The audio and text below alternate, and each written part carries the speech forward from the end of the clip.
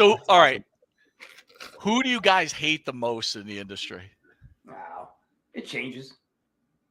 Come on, there's got to be ultimate hate somewhere. Depends on the Ultimate day. hate. Ultimate hate. Tony Khan. Tony Khan, Why? really? Why Tony Khan? That little tushy face fucking mark. Go ahead. Why? Well, I don't hate Tony Khan at all. That was a joke. But Oh man, you know, I do. What the fuck? what I'm gonna do is tell you somebody who I used to love, who I'm suddenly starting to hate so much, and maybe you guys have an answer to this question I ask often. Okay. Why do you gentlemen think that Paul Roma's a fucking bitch and won't man up and come on WrestleShoot and face me? You hear me, Roma? I'm talking to you yet again, you beady-eyed dago pile of fuck. You forgotten, washed up horseman. Dude, you ain't got nobody to get your back. Herc ain't around. What, you call Jim Powers? Call me, pussy. It's been years. I'm still here. And I know you see this. You fuck. I think Paul Roman can fuck you up, Rob, still. I'll fucking kill Dago-ass Roma. I'll kill the fucking Forgotten Horseman. I'll take you to the glue factory, Roma. Fucking bet. Wow. What made you guys love wrestling? What the fuck, Mike? Shit, He just killed Paul Roma. Tell us about that armbar that turned you on.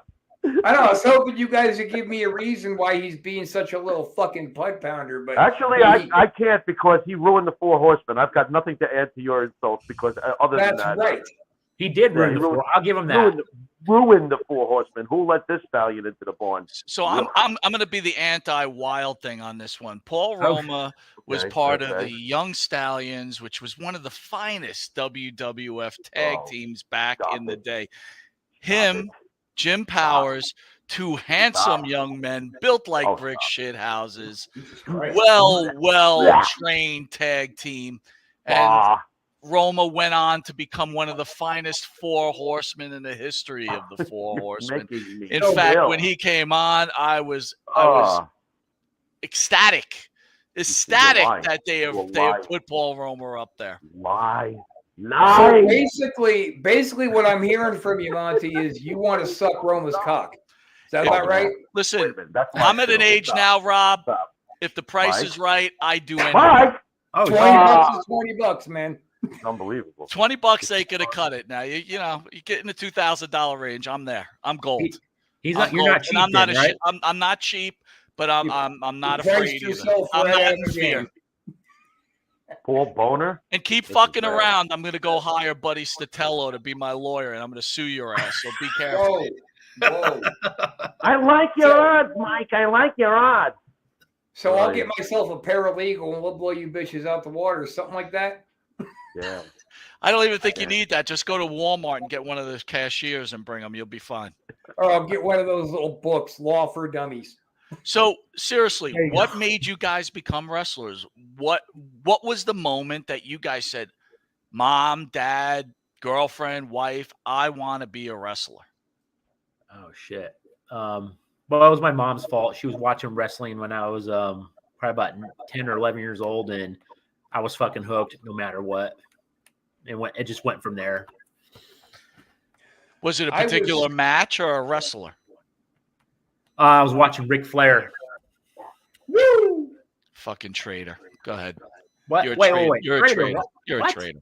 He's not from the New York area, Mike. He's down there with the Georgia. He's from California. California is not NWA territory. That's even better. That's John Tolo's territory with the Olympic Auditorium. Tolos. That's some good shit over there. You stop it. I like that stuff. You gotta watch out, man. Back then, you had Alex Knight running around out there raising hell. So gotta be careful when you're talking about California. Yeah. So you're not a Flair fan, Monty? It's not that I'm not a Flair fan. It's just I really get sick and tired of, when people talk about the greatest matches or why they love wrestling, they're like, oh, Flair versus Steamboat was the greatest match I've ever seen in my life. It's like, shut up, man. 3,000 people watched that boring-ass bullshit. And the only reason it was halfway decent is because Rick Steamboat is a good wrestler. And I'm not an anti-Flair guy. But again, Wow. Ric Flair, Ricky Steamboat is not nearly the best match of all time. And it really pisses me off.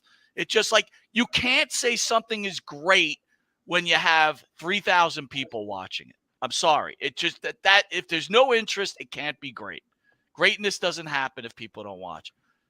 Wild thing. You look like you're really. You're pissing you off. Are you upset about He that? looks puzzled. He does. I'm He's just very confused by what you're saying. Yeah, I am confused a little bit as well. That but- makes Well, zero I think fucking- if I can clear this up, I think basically at the end of the day, it's really about spectacle in many ways too.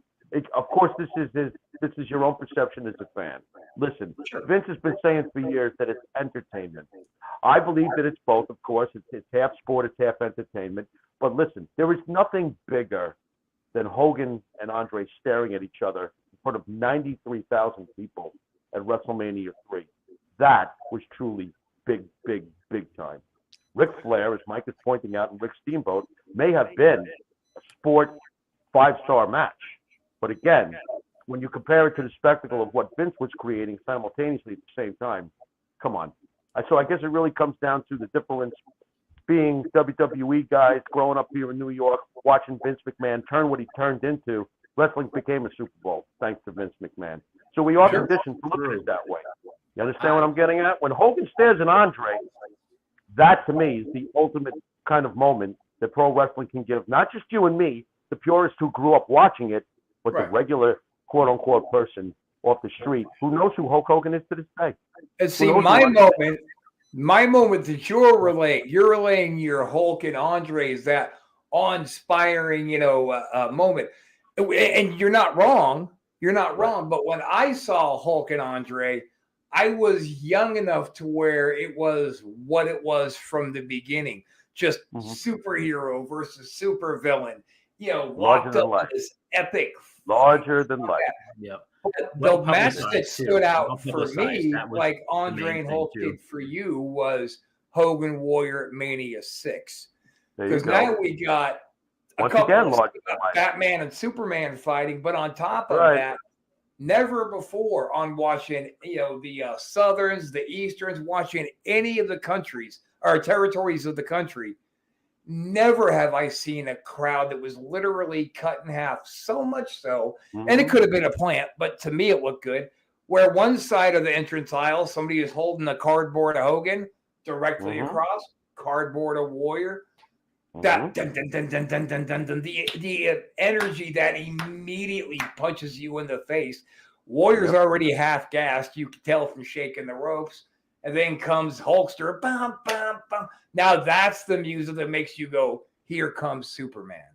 Right. Yep. So that was my Andre and Hogan moment. But it was. Let me hold on, Pharaoh. And this is why Pharaoh is my partner, because he kind of clears up everything the proper way for wrestling fans to understand. But I'll ask both of you guys this. You're going to talk about, Kenny Omega against somebody. I'm not saying you're a Kenny Omega fan. Don't get me wrong. Would you rather have that type of match, or would you rather have the Ultimate Warrior and Honky Tonk Man at SummerSlam? Oh, man, was that great. 31 yeah, seconds. Honky and Warrior 7 days a week and twice on Sundays. Yeah. Exactly. Yep. Exactly. Yeah, well, you know what it is, guys, too? It's the knee-jerk reaction kind of like, we're tired of hearing shit about Hogan. Right, Mike? We're tired of hearing shit about Hogan. What the fuck, Okay, so Hulk Hogan can't do a fancy flip like Kenny Omega. Hulk Hogan can't sit there and do a wrestling flip in 60 minutes like Ric Flair. Who gives a shit? Doesn't mean that I don't love Ric Flair any less for the things he does. But I'm sick of Hulk Hogan getting killed here. Hulk Hogan is the reason why we have what we have today. If you don't like it, Hogan is Mount Rushmore. Yeah. Babe Ruth. You're right. He put it on the map. Hold on. That. I'm going to say this too. This is something people don't give enough credit for. The fact of the matter, who put wrestling on the map is Cyndi Lauper put wrestling on the map. Yes, wrestling was its own little area where all these wrestling assholes had their little planet. They could go jerk off in mommy's basement, right? Because it was their own little thing. Cyndi Lauper brought that into mainstream. Her, Piper, Hogan, McMahon, Wendy Richter. we don't give the women enough credit. Cyndi Lauper and Wendy Richter and Moolah. I was balls in that whole time, and I remember how that thing started with the before the war to settle score. I think it was the brawl for it all. Again, I'm looking only from the WWE eyes of it, but we did watch NWA wrestling. We did have cable, and NWA wrestling was cool, man. It was an option, but the feeling was not nearly the same. Well, right. It was Broadway versus LA. Yeah. That's a good comparison. That's a But great the thing is, the LA version of wrestling over Vince's Broadway it looked more gritty, so it made you feel like it was more real. Right. They would try to sell more of the sports angle than the entertainment angle, and that's always been the deal. AEW tries to fool people with that shit today. Oh, we're selling the sports angle, and I love these purists who always say Vince is a slave driver and he doesn't take care of his wrestlers. The AEW fans don't give a crap how badly these guys kill each other in their company. They don't give a shit. These guys are killing themselves over there. It's safer to work in the WWE. With all their criticisms of Vince McMahon over the years, it is much safer to work for Vince McMahon than it is your beloved Q Indie marks out there, your beloved AEW. That company's getting people physically killed. And they want more. I think that Chris and I could go out there and get the same amount of heat just throwing Japanese arm drags as these dudes who were fucking doing moonsaults in the middle of a match for some inexplicable fucking reason. It doesn't make sense anymore, but they're all still trying to one up each other because they all want that belt because they forget it to work. Pricks. What do you mean? It's not real? And in it's real. The bullshit of what they're doing on AEW and WWE is trickling down the mountain, and it's ruining it down on the indie levels. Thank God some of the old schoolers are still out there to smack these kids in their teeth out there when these kids are going too fast or they're getting reckless, and the old schoolers just show them. Thank God those dudes are there, because I don't see how much more life the business actually has at this point. Yeah, Mike scares me all the time with that. Mike, what do you think the state of wrestling is at this point, especially now that Vince is back and there's rumors that Vince may sell, which is a nightmare to me. Mike, do you think that look at this, I'm talking to my farm. I don't think it's a rumor because they hired JP Morgan. Is it going to be sold to Disney, Mike? And what do you think that does to wrestling? I think wrestling is dying. I hate when you say that, but you might wrestling be right. Wrestling in itself is dying. Sports entertainment, WWE land is not dying, right? The ratings matter, but they don't matter in the way they used to, which I think everybody's clear on that. Yeah. But wrestling in itself is oversaturated. It's not the same. The WWE is very smart, right? They're building the next generation of fans, right? And that's what they're doing. AEW, on the other hand, is going to the 30 and 40-year-old who, that niche audience that wants this NWA, back to Chris, back to you with the Ric Flair thing, and you, Wild thing, about the reality of it. It seemed more real type of thing. And people really don't want it. And again, I can only stomach wrestling for so much, right? We love doing our show because we talk to most of the older guys, right? The older guys that we remember when we were children. I mean, we had Backlund on, and great. This guy, so great. This guy, if you want to call it a gimmick, he was Bob Backlund. And boy, did this guy have morals. And boy, did this guy. Yep. It was Captain America walked into the studio. It was Captain America. It was great.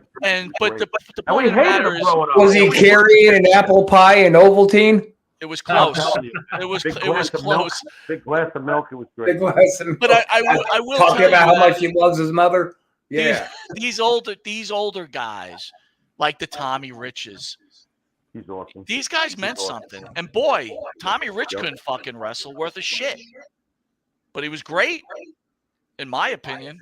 I love Tommy. And that's not an insult on Tommy Rich.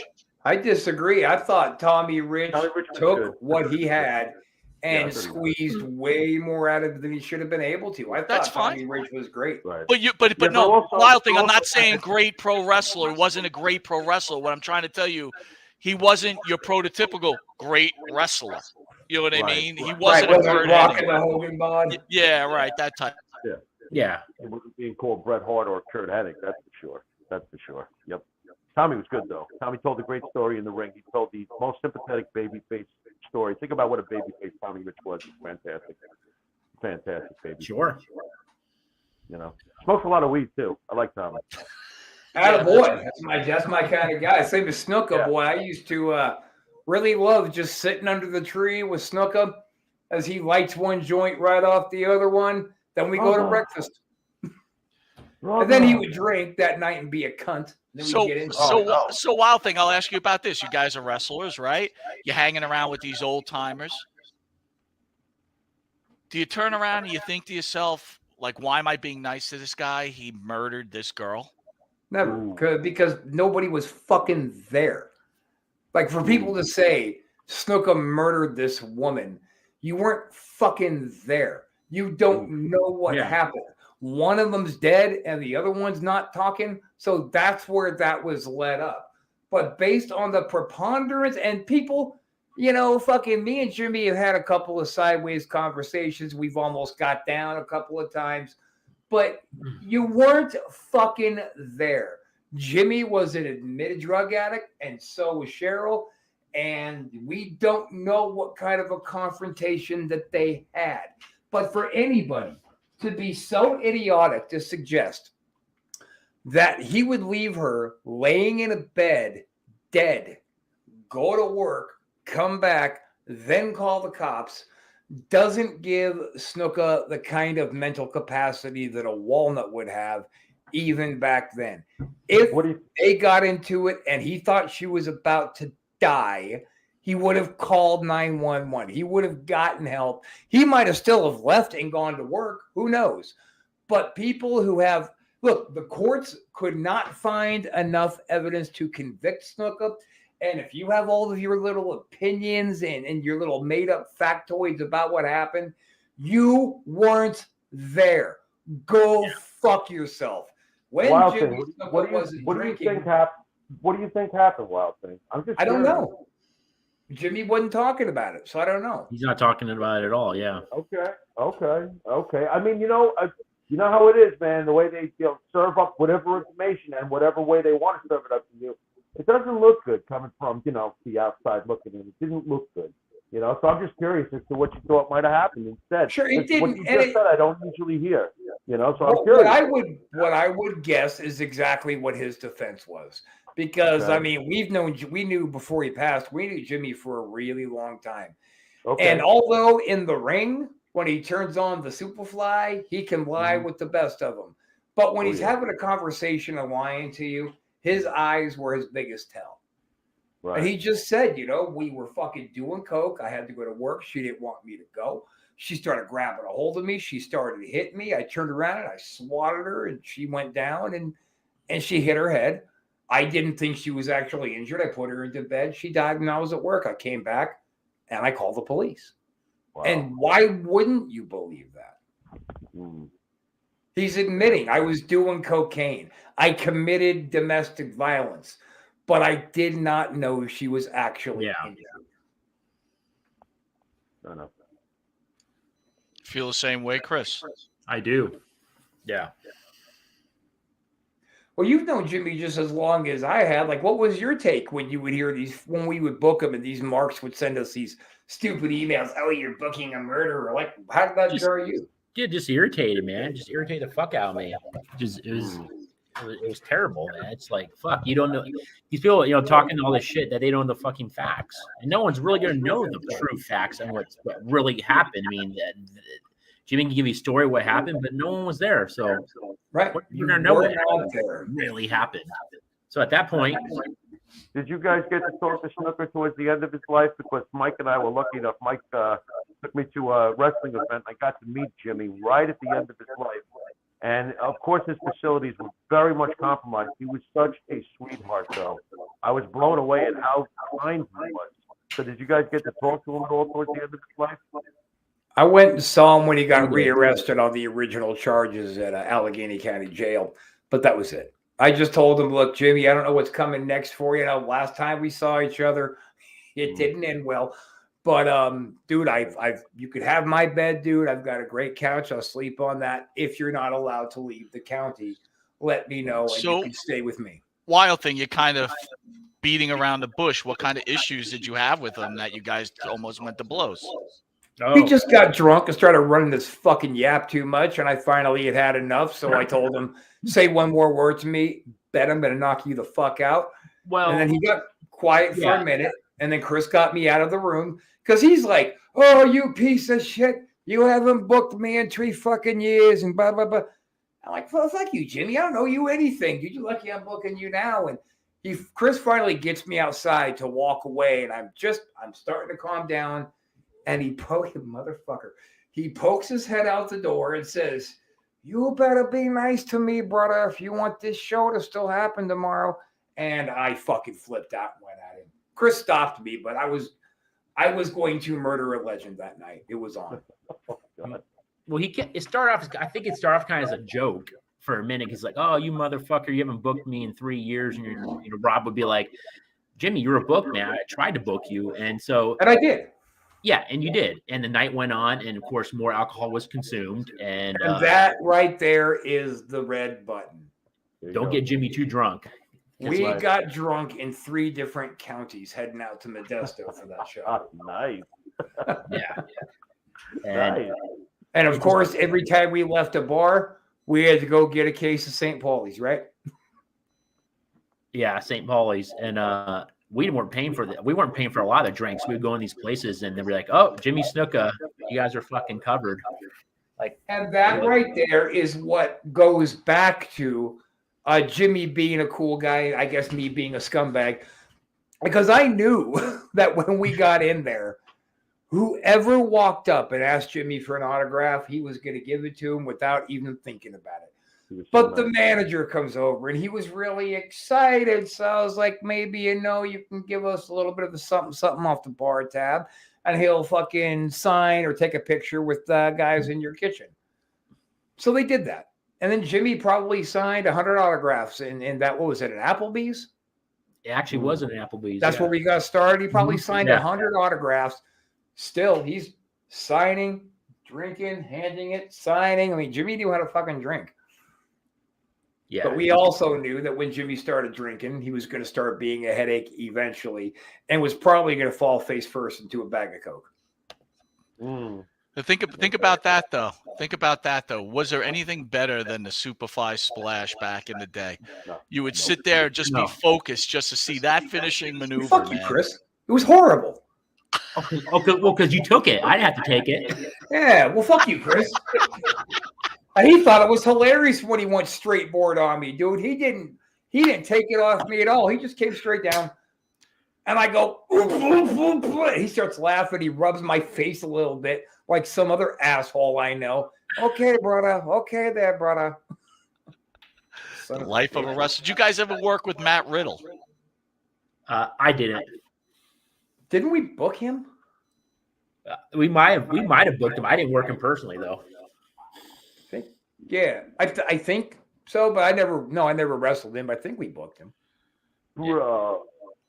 So we had his girlfriend on last week, ex-girlfriend Danielle Petro on, and I don't know if you watch social media, but oh no, that's what he was. He was asshole of the year nominee. That's where we're coming with Matt with yeah. Okay. Why was he asshole of the year nominee? For what he did to his girlfriend, for beating the hell out of his girlfriend and stalking her and all that shit, and just being a general psychopath. Man, guys, did you guys ever train a wrestler or bring someone onto your federation, we'll call it, that ended up being a big star, or you thought was going to be a big star? We've had John Cena through, but no, we didn't actually particularly train anybody. We had Adam Thorstow and God damn it, Chris, Adam Thorstow and who? Buster. Yeah. Like we've had them through. We had didn't we have what's his fuck Kazarian come by a few times? Yeah, we had Kazarian, Christopher Daniels. Yeah, Chris. Drew, oh well, but yes. We used him a few times when he was the American Dragon. Yeah, because he was with APW trainer over there for a bit. He was their head trainer after Modest left, and he took over. And did you think these guys were going to be big stars to the level they're at, or you just whatever? It doesn't really make a difference. Seeing it, we knew if he got the opportunity, he was going to go. We knew that. Yeah. Sure as I knew that my name's Chris Casanova. I mean, his name's Chris Casanova. We knew that Johnny was going all the way. I've never seen such a genuinely nice person and a genuinely hard worker ever. So everything that Johnny has, he fucking earned it, and good for him. Brian Cage, we used to use him a lot. Yep. Why do you think Brian Cage has not like gone further in this business? I look at that guy and I'm like, oh my God, put the belt on this lunatic. He looks like a monster, and he wrestles great, by the way.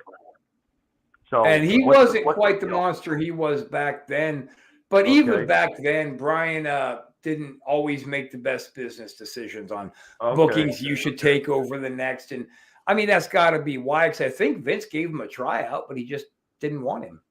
Yeah, I'm puzzled. He's got right, Mike. He's got the whole look and everything. Cage. Yeah, I agree. Brian's a brilliant worker. God, guys, we went into some crazy wrestling talk here. I didn't expect it to go this way.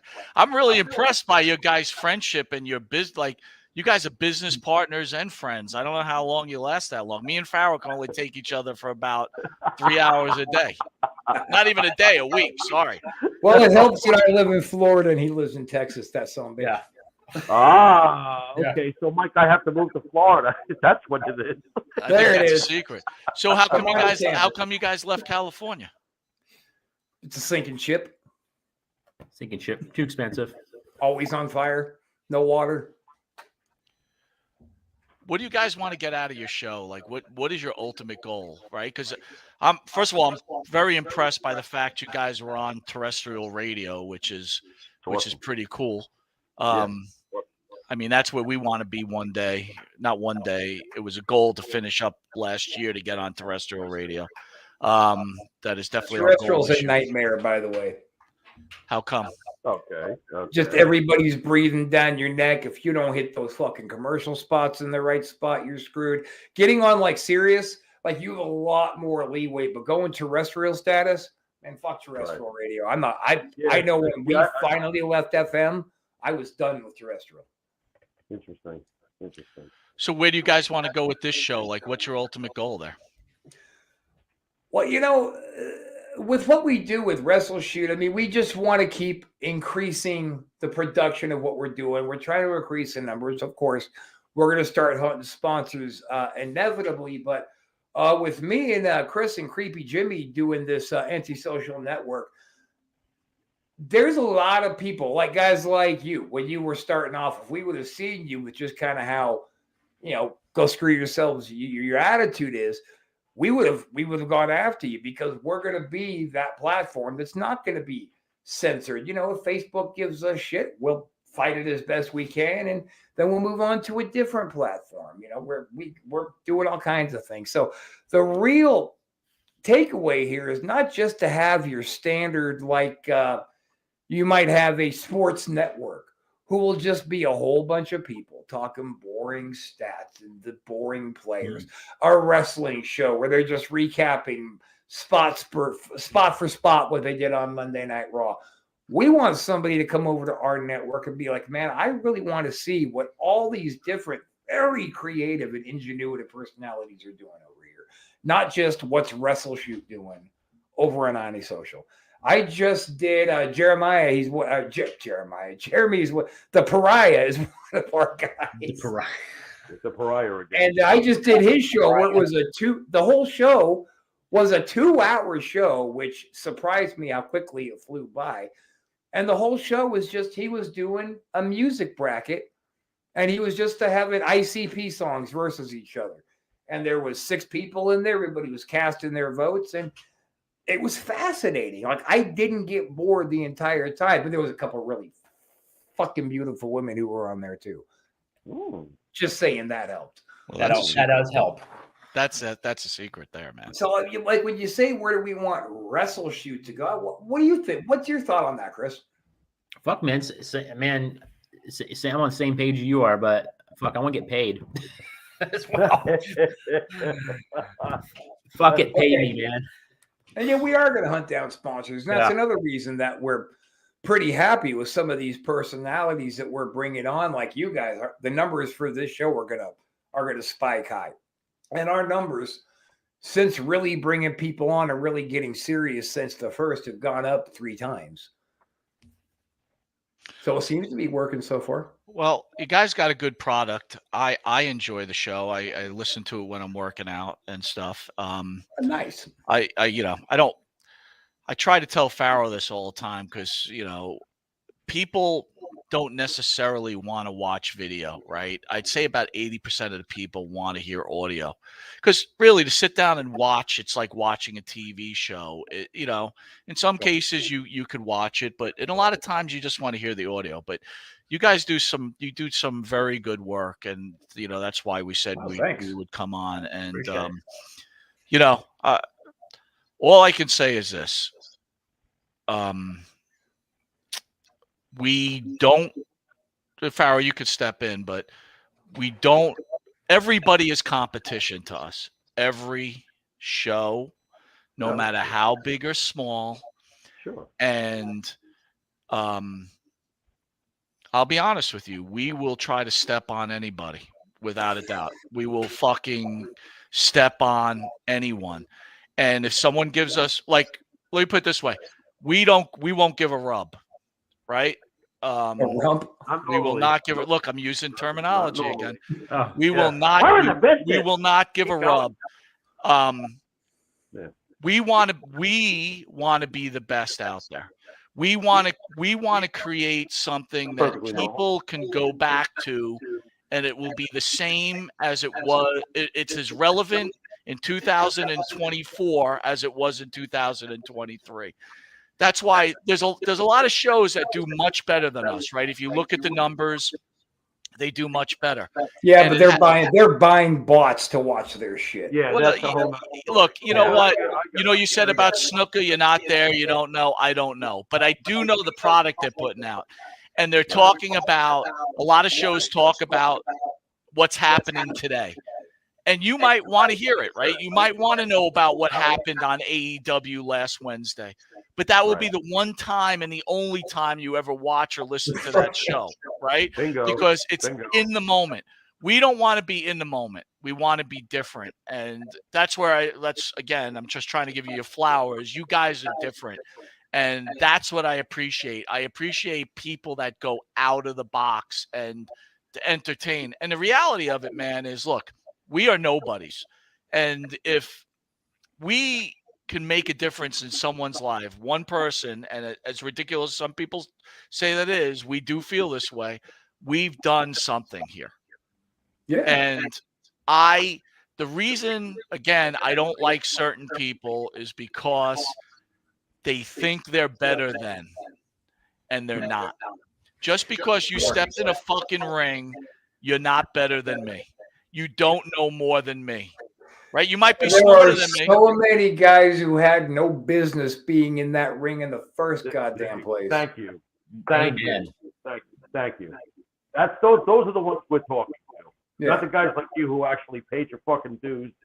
Try to build companies yourselves and really give it a shot. Not like these clowns who spend 3 weeks working out over in some shithole and now they're getting in the ring. I'm in the business. No, you're not. Get the fuck out of here. You're disrespecting the business by saying you're in the business. Well, guys like that were definitely me and Chris's favorite snack back when we were tag team. We would just go out there and pick these kids to fucking pieces, but hopefully they learned something from it. Right. You'd hope, right? I think guys, you have to care too, right? You guys talked about you're going to pick up sponsors, you do stuff like that. You've got to want to care about your sponsors. You got to want to care about your audience, and you know, look, I don't know what else to say, but I wish you guys the best. You're going to do well. But once you do too well, then you become the enemy. So No shit, then going down. I will make that statement. Love you. Once you start, Dude, I love it. then it's on. Then it's on. Then we really will be O&A and Stern, won't we? That's correct. There That you is go. correct. You know, I really appreciate the First Lady of Wrestling's comments about us being the Howard Stern of this type of thing. Right now, our ultimate goal, like I said, is to entertain and make a difference and kind of change everything. And you guys do the same, and then we'll meet somewhere in the middle, and then it's on. That's all. Well, you never know. You know, WrestleShoot might take a trip out to fucking Long Island and pay somebody a little visit out there, if you know what I'm saying there, Charlie. Well, I will tell you this. You guys had some really good stories. I don't know how this thing twisted, but it turned into M&P interviewing you guys. But yeah, I was gonna say something, but like, oh fuck it, it's going well. Let it go, dude. I gotta tell you, your guys' stories were off the hook. I loved them, man. I love that California shit. I love the stuff with Snuka. I love your guys' comments. I thought it was great, and I loved you guys just talking about being in the industry, because again, you guys are in the industry, we're not, so it's good shit. I love it. I think that was his roundabout way, and then forgot where he was going of inviting us to Long Island. I think so. Yeah. You guys could come anytime, but the one thing I want to make sure that you have to answer this: what side of the fence did Modest play for? What team was he on? Oh, here we go. Oh no, Modest didn't like Pee-Pee, but yeah, maybe on his off time. Who? But he had a girl. Yeah, he had a girl. He has a kid, but I mean, maybe he was a switch hitter. I don't know. No people. I just, you know, and here's the thing. Like the last time we booked Mike, it was at the same club that we had the last booking with Snook, as a matter of fact. But you know, this guy was Chris's trainer. Chris really wanted to have him on the show. Mike and I never really saw eye to eye, but we never really clashed either. And he comes showing up there, and Chris goes, "Hey, Michael. Hey, Chris." And I say, "How you doing, Mike?" And he goes, "Oh, hi, I'm Mike Modest." And sticks his hand out like we've never met. And I wanted to snatch that fucking little tiny nutsack right off his body, jam it down his bitch ass throat. And I snapped on him. I told him, "Nah, don't walk in that building. Try and walk back to your car, you motherfucker." And he's like, "Oh, Rob, you cut your hair and I recognize you. Fuck you. Come up into my house and try and fade me. Fuck you, Mike." And then Chris intervened and everything got, defused. Chris, he truly is the wild thing, dude. How do you deal with this guy, man? He seems like he's going crazy on everybody. You got to be in control. What's going on? Yeah, man. He's gonna walk into my house and drill him in, man. To fucking say, "Come on back, dude. Just fucking stop. You keep pulling him back." They're just keeping kayfabe. He's the wild thing, and Casanova's got to be the smooth guy. They're just keeping the kayfabe. Yeah, so good. Working the gimmick, but it's you guys just haven't heard any stories about this little cunt flipping out yet. They're out there. We'll get to those next time. Too much alcohol. Holy shit, we really gone an hour and a half. Yeah, we're over. Wow. But all right. we're gonna head out. We want to thank you guys. What a pleasure it was to be on the show. And sorry, I said some bad stuff about you guys in California. I'm sorry about that. It was some real shit, man. So we appreciate it. I'm gonna serve you pro boner. So guys, plug everything. Plug everywhere everybody can find you guys. I really recommend our people. Man, follow these dudes. Their show is hot. It's cool. They got a cool set. Eventually, Mr. Casanova is moving here to Florida, and we're going to be borrowing a page right out of your book and creating a set for ourselves. Beautiful, beautiful. Pharaoh, you got this one. Go ahead, brother. I do not have plugging away, Mike. Plug away, Mike. That's you, baby. Go. Jesus Chris, Christ, plug talking them. too much. It's what you do every week on the show. Now you want me to do All right, the Long plug? Island's #1 pro wrestler broadcast could be seen on the Monte the Pharaoh YouTube page, the Monte the Pharaoh Yeah. Facebook Live page, the Monte the Yeah. Pharaoh Twitch TV page, and if you're lucky enough to live in New York, catch us on New York Cable on channel 115 on Tuesdays at 7:30 and on Wednesdays on channel 20 at 9 p.m. and 11:30 a.m. channel 115. We're on all audio networks everywhere you can look at.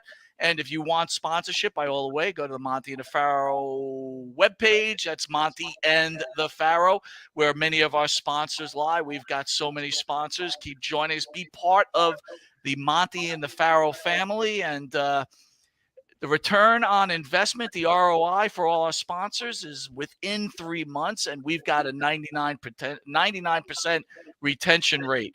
This Saturday, we've got Enzo Amore in studio at 10 a.m. Is that and then right? we get to interview the super agent, Eric Sims.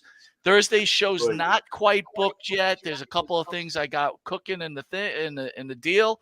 And then we've got Chris Adonis, or formerly Chris Masters, in studio on February 4th, where Pharaoh is going to take the Master Lock Challenge, where people are donating to St. Jude's Hospital if the Pharaoh can get out of the Master Lock Challenge. Yeah, don't say no, you little prick. Do it for the kids. Hey, first of all, I have a big prick. Second of all, it's my neck, Wild Thing. That's right. Second of all, man up. Do it for the children. Won't somebody you're right. think You're right. about the You're children? right. Look. When you're right, you're right. No, you're right. You know, the second he said St. Jude, I'm like, oh Jesus, I'm screwed. Damn it. But again, we are, I'll end it with this. We are humbled to be able to come into everybody's living rooms, whichever way you choose to take us, every Thursday. And we are humbled to be part of the WrestleShoot programming that we're on today. These guys are the real deal. Very enjoyable. And how do I put it? They're definitely a force to be reckoned with. So, join them. Good looking too. Well, I got to tell you, Wild Thing, I've always been a big fan, but I think I'm going with Casanova now. Now that I've been watching the guy, he's a pretty good looking guy. I got to go there. Chris, come on, give us some pouty kiss lips. Come on, sweetie. No, I'm good, man. I'm just gonna stick with the glasses, man. Hey, do what the people want.